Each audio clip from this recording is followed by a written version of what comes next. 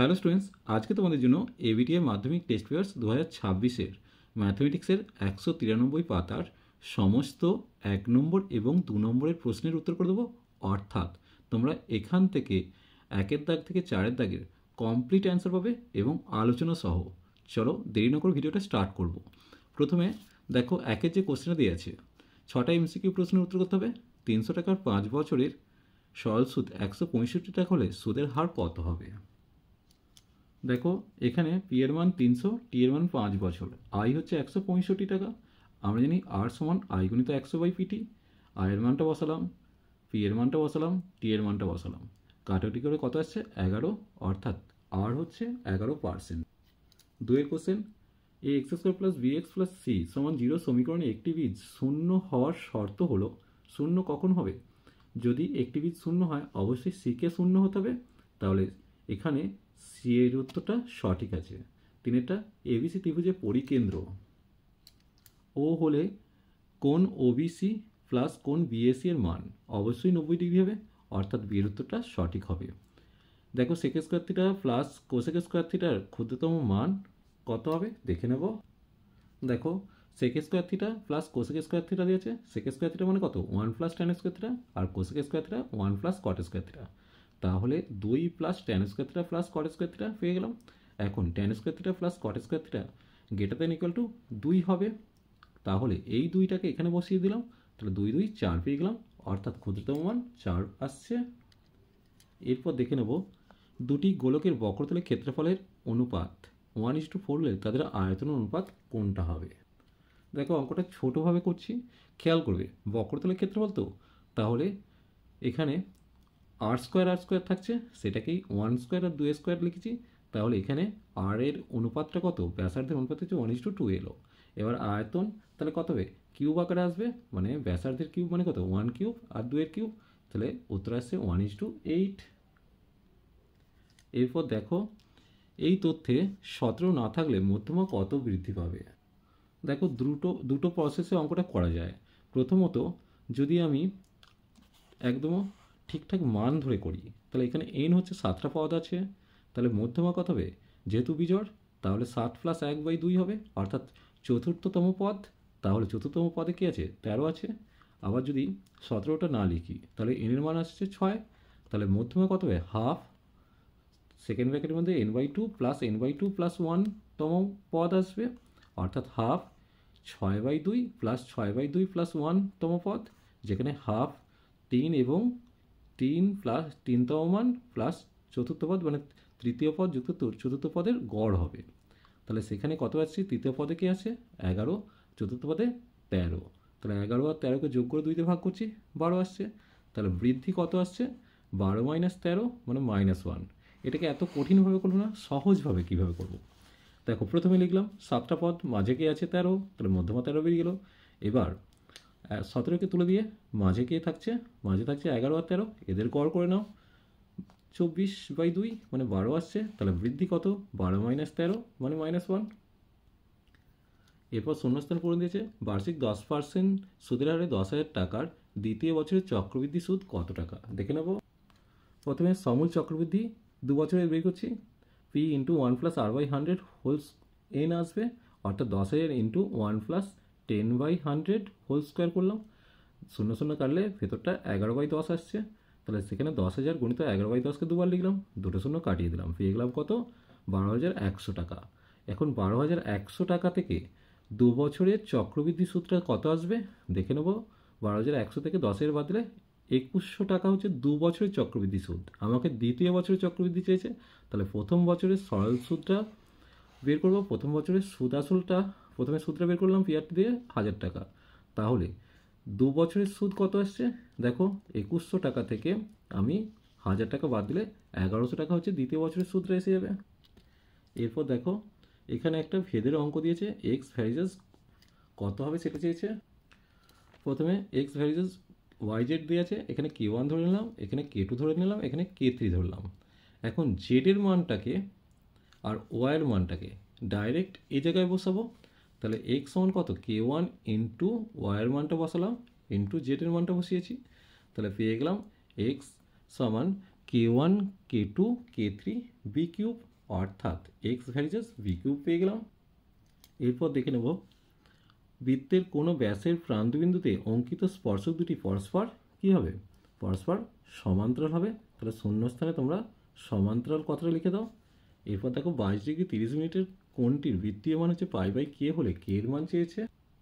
দেখো 22 degree 30 minute মানে লিখতে পারি 22 ডিগ্রি যুক্ত 30/60 ডিগ্রি পেলাম, কারণ মিনিটকে ডিগ্রিতে করলে 60 দিয়ে ভাগ করবো। তাহলে এখানে হাফ পেয়ে গেলাম, অর্থাৎ 22 পূর্ণ 1/2 ডিগ্রি। পূর্ণ ভাঙলে 45/2 ডিগ্রি পাচ্ছি। এখন 45/2কে পাই বাই 180 দিয়ে গুণ করে দিই, তাহলেই বৃত্তীয় মান পেয়ে যাবো। পেয়ে যাচ্ছি কত, পাই বাই 8। এখন পাই বাই কে সমান পাই বাই 8, তাহলে কে এর মান কত এসেছিল, 8 এসে গেল। এরপর দেখে নেব একটি সমকোণী চৌবলের কর্ণ সংখ্যা কটে। কর্ণ সংখ্যা অবশ্যই 4টি হবে। 5টি অযুগ্ম স্বাভাবিক সংখ্যার যৌগিক গড় কত। দেখো 5টা অযুগ্ম সংখ্যা লিখে নিয়েছি। 1 + 3 + 5 + 7 + 9, তাকে 5 দিয়ে ভাগ করলাম। তাহলে সমষ্টিকে 5 দিয়ে ভাগ করলে পেয়ে যাচ্ছি 25/5, অর্থাৎ 5 উত্তর আসছে। এরপর চলে আসবো আমরা সত্য মিথ্যা। এখানে কমলের মূলধন অমলের মূলধনের 1.5 গুণ হলে তাদের লভ্যাংশ বন্টনের অনুপাত 2:3 হবে। দেখো ধরি অমলের মূলধন হচ্ছে 1 টাকা, কমলের মূলধন 3/2 টাকা আসবে। তাহলে মূলধনের অনুপাত কত, 3/2 কারণ আগে কমল তারপর অমল। তাহলে পেয়ে যাচ্ছি কত, 3:2। তার মানে এটা মিথ্যা দেওয়া আছে। এরপর দেখো √3 - 2 এর অনুবন্ধী করণীর যোগফল -4 হবে। দেখো √3 - 2 এর অনুবন্ধী করণী -√3 - 2 হবে, কারণ করণীর আগের চিহ্নটি চেঞ্জ হয়েছে। এবার দেখো যোগফল, তাহলে এটার সাথে এটা যোগ করব, তাহলে √3 কেটে গেল। তাহলে -2 - 2 -4 উত্তর আসছে। তার মানে এটা সত্য দেওয়া আছে, অর্থাৎ এখানে সত্য দেওয়া আছে। এরপর দেখো এবিসিডি রম্বসের দুটি কর্ণ এসি ও বিডি হলে AC² + BD² = 2AB² হবে। দেখে নেব, খেয়াল করো রম্বসের কি হচ্ছে, কর্ণ দুটি পরস্পরকে সমকোণে সমদ্বিখণ্ডিত করে। তো তাহলে এটা একটা সমকোণী ত্রিভুজ যার অতিভুজ হচ্ছে AB, তাহলে লিখতেই পারি AB² = AO² + OB²। এখন 2 দিয়ে গুণ করলে 2AB² = 2OA² + 2OB² হবে। তাহলে 2OA² মানে কি AC², আর 2OB² মানে কি BD²। তাই লিখছি 2AB² = AC² + BD²। তার মানে এটা সত্য দেওয়া আছে। তাহলে এখানে আমি সত্য দাগ দিয়ে দিলাম। দেখো এখানে আইভের অঙ্কটা, এখানে এর মানটা 0 দেখিয়েছে, কিন্তু এটা ভুল হবে, কারণ এটি যদি cos 90 থাকতো, cos 90 মান কত, cos 90 হলে 0 হতো, কারণ এখানে cos 90 মানে এর মান কিছু একটা থাকবে। তাহলে এটা 0 কোনোদিনই হবে না, তাহলে এটা মিথ্যা দিয়েছে। একই ভূমি একই উচ্চতা বিশিষ্ট একটি লম্বিতকের সঙ্গ একটি চোঙের আয়তন অনুপাত 1:3, অবশ্যই এটা সত্য দেওয়া আছে। কোনো তথ্যের সংখ্যাগুলো মান একটির বেশি হতে পারে, এটাও সত্য দেওয়া আছে। এরপর আমরা দেখে নেব 4 দাগের অঙ্কগুলো। এগুলো 2 নম্বরের কোশ্চেন, এগুলো খুবই কেয়ারফুলি তোমরা দেখবে। দুজনে একটি অংশীদারি ব্যবসায় মোট লাভ হচ্ছে 1500 টাকা, রাজীবের মূলধন 6000 টাকা, লাভ 900 টাকা হলে আফতাবের মূলধন কত। দেখে নেব, ধরি এখন দেখো আফতাবের লাভ কত হবে, 1500 টাকা মাইনাস 900 টাকা, কারণ এটা রাজীবের লাভ। মোট লাভ থেকে রাজীবের লাভ বাদ দিলে আফতাবের লাভ পড়ে থাকবে, সেটা 600 টাকা। এখন 900 টাকা লাভ পেতে মূলধন দিতে হয় কত, 6000 টাকা। তো 1 টাকা দিতে 1 টাকা লাভ পেতে মূলধন দিতে হবে 6000/900, আর 600 টাকা লাভ পেতে মূলধন দিতে হবে গুণিত 600 করে দেবো। কাটারি করলে 4000 টাকা উত্তর আসছে, অর্থাৎ আফতাবের মূলধন হচ্ছে 4000 টাকা। এরপর আমরা 2 দাগটা দেখে নেব। কি দিয়েছে, বার্ষিক 5% সরাসরি হারে কত টাকার মাসিক সুদ 1 টাকা হবে নির্ণয় করতে বলেছে। দেখো আসল পি টাকা ধরে নিচ্ছি, আর আই হচ্ছে 1 টাকা, টি হচ্ছে 1 মাস, যেহেতু তাহলে বছরে কনভার্ট করলে 1/12 বছর আসবে, আর হচ্ছে 5%। তাহলে পি এর মানটা কত হবে, আই গুণিত 100/8টি, মানগুলো বসালাম, তাহলে উত্তর আসছে 240 টাকা, অর্থাৎ মূলধন হচ্ছে 240 টাকা। এরপর আমরা দেখে নেব 3 কোশ্চেন। এখানে দেখো এক্স আর ওয়াইয়ের ধনাত্মক মান চেয়েছে। দেখো যেহেতু এরা ক্রমিক সমানুপাতি, তাই লিখতে পারি x/12 = 12/y। দেখো তাই লিখেছি। এখন xy = 144 পেয়ে গেলাম। এখন দেখো এই শেষ তিনটাকে যদি লিখি, 12/y = y/27 লিখলাম, তাহলে y² = 324 পেয়ে গেলাম। তাহলে y = ±18, যেহেতু ধনাত্মক মান, তাহলে y এর মান 18 পেয়ে গেলাম। এখন এখানে y এর মানটা 18 বসালে x এর মানটা 8 পেয়ে যাচ্ছি। এরপর দেখো এখানের মধ্যে কোনটা বড় সেটা চেয়েছে। দেখো এটা স্কোয়ার করলাম, তাহলে A square plus 2ab plus B square মানে পেয়ে গেলাম কত 15 প্লাস 2√45 প্লাস 3 মানে 18 প্লাস 2√45। একইভাবে এটাকে স্কোয়ার করলে কত পাচ্ছি 18 প্লাস 2√80। তাহলে যেহেতু 18 প্লাস 2√80টা 18 প্লাস 2√45 থেকে বড়, তাহলে এখানের মধ্যে √10 প্লাস √8টা বড়। এরপর আমরা দেখে নেব ভিআই দুটি বৃত্তের ব্যাসার্ধের দৈর্ঘ্য দেওয়া আছে 8 আর 3, তাদের কেন্দ্রদ্বয়ের মধ্যে দূরত্ব হচ্ছে 13। তার আগে একটা রয়ে গেছে। একটি বৃত্তে দুটি জ্যা P Q O P R পরস্পর লম্ব, বৃত্তের ব্যাসার্ধ আর একক হলে জ্যা কিউ আর এর দৈর্ঘ্য চেয়েছে। দেখো যেহেতু P Q R P R পরস্পর লম্ব, তাহলে কিউ পি আর কোণটা কত 90 ডিগ্রি, তো যেটা অর্ধবৃত্তস্থ কোণ, অর্থাৎ কিউ আরটা কি ব্যাসার্ধ, কিউ আরটা ব্যাস, তাহলে কিউ আর এর মানটা কত হবে 2r একক হবে।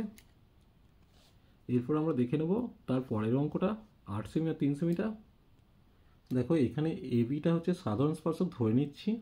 এখন কি করছি না বিসি বি বিন্দু দিয়ে বিসি আর বিসি সমান্তরাল পি কিউ অঙ্কন করলাম, অর্থাৎ বি বিন্দু দিয়ে পি কিউ এর সমান্তরাল সরলরেখা বিসি অঙ্কন করলাম।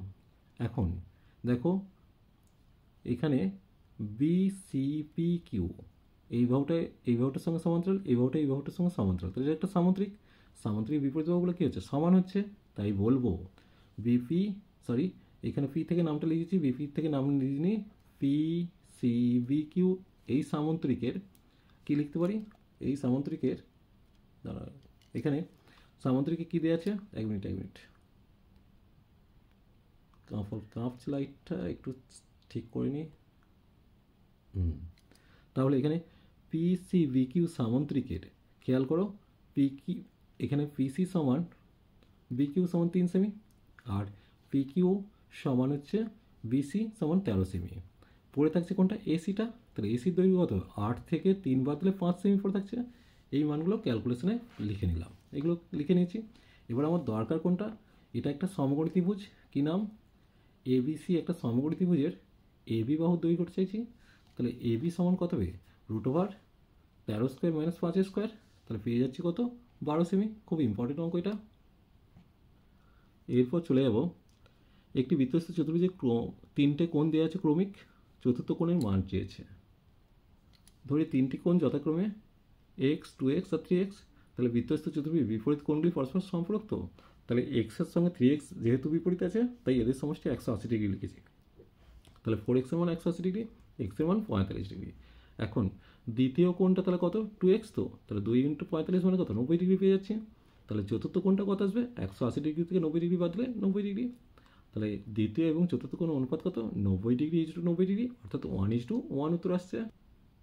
এরপর চলে আসবো এবিসি একটি সমকোণী ত্রিভুজের sine square A plus sine square B plus sine square C এর মান নির্ণয় চেয়েছে।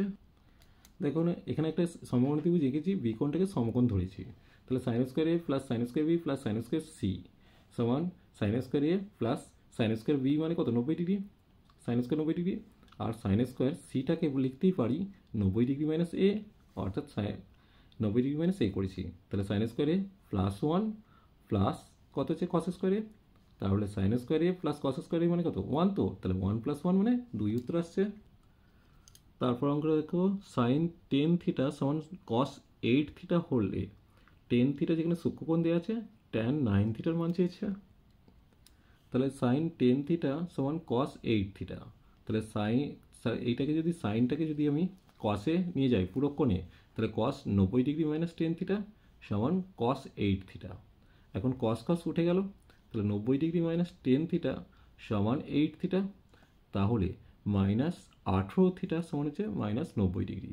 তাহলে থিটার মান হচ্ছে 5 ডিগ্রি, অর্থাৎ tan 9 থিটা সমান tan 45 ডিগ্রি, যার মান 1 পেয়ে যাচ্ছি। এরপর দেখে নেব একটি ঘনকের প্রত্যেকটি ধারের দৈর্ঘ্য 50% বৃদ্ধি করলে ঘনকটির সমতলের ক্ষেত্রফল শতকরা কত বৃদ্ধি পাবে। ধরি ঘনকের বাহু হচ্ছে 100 একক, ঘনকের সমতলের ক্ষেত্রফল 6 × 100 স্কোয়ার মানে 6 × 10,000 60,000 বর্গ একক পেলাম। এখন ঘনকের বাহু হচ্ছে 50 বেড়ে গেলে 150 একক হচ্ছে, তাহলে ঘনকের সমতলের ক্ষেত্রফল 6 × 150 স্কোয়ার, তার মানে 1,35,000 বর্গ একক পেয়ে গেলাম। তাহলে ক্ষেত্রফল বৃদ্ধি কত 1,35,000 থেকে 60,000 বাদ দিলে 75,000 বর্গ একক পেলাম। এখন শতকরা ক্ষেত্রফল বৃদ্ধি 75,000 / 60,000 গুণিত 100 করলাম, কাটারি করলে 125 বর্গ একক উত্তর এলো। দেখো এই অঙ্কটা একটু কারেকশন করবে, এখানে লিখবে 8 সেমি দৈর্ঘ্যের ব্যাসার্ধের একটি নিরেট লোহার গোলককে গলিয়ে 8 সেমি দৈর্ঘ্যের ব্যাসের কয়টি নিরেট গুলি পাওয়া যাবে নির্ণয় করতে বলেছে। নিরেট গোলকের আয়তন কত, 4/3 পাই আর কিউব ঘনক সেমি। নিরেট গুলির ব্যাসার্ধ হচ্ছে r/2 সেমি, তাহলে নিরেট গুলির আয়তন কত হবে, 4/3 পাই r/2 তার হোল কিউব, অর্থাৎ 1/8 গণিত 4/3 পাই আর কিউব, এটা r দেওয়া আছে। তাহলে নিরেট গুলির সংখ্যা কত, এই আয়তনটাকে এই আয়তন দিয়ে ভাগ করলাম, কেটে গেল, কেটে গিয়ে 8টি উত্তর এলো। তারপর অঙ্কটা দেখো, এখানে n এর মানটা চেয়েছে। দেখো এটা মানে আমি লিখতেই পারি সামেশন xi মাইনাস 7n হয়ে যাবে সমান 12, আর 2 নম্বরটা একইভাবে সামেশন xi প্লাস 3n সমান 72। এখন 2 থেকে 1 বিয়োগ করব, তাহলে 2টা প্রথমে লিখেছি, মাইনাস দিয়ে একটা লেখার সময় 7nটা মাইনাস ছিল প্লাস করেছি, আর 72 মাইনাস 12 করলাম, তাহলে সেখান থেকে এটা এই দুটো কেটে গেল, তাহলে 3n প্লাস 7n মানে কত, 10n সমান 60, তাহলে n এর মানটা এসে গেল 6। চলো আজ এই পর্যন্তই, নেক্সট ভিডিও নিয়ে খুব তাড়াতাড়ি হাজির হবো। ভিডিওটি ভালো লাগলে লাইক শেয়ার কমেন্ট করো, পারলে চ্যানেলটিকে সাবস্ক্রাইব করে নিও। চলো টাটা, বাই বাই।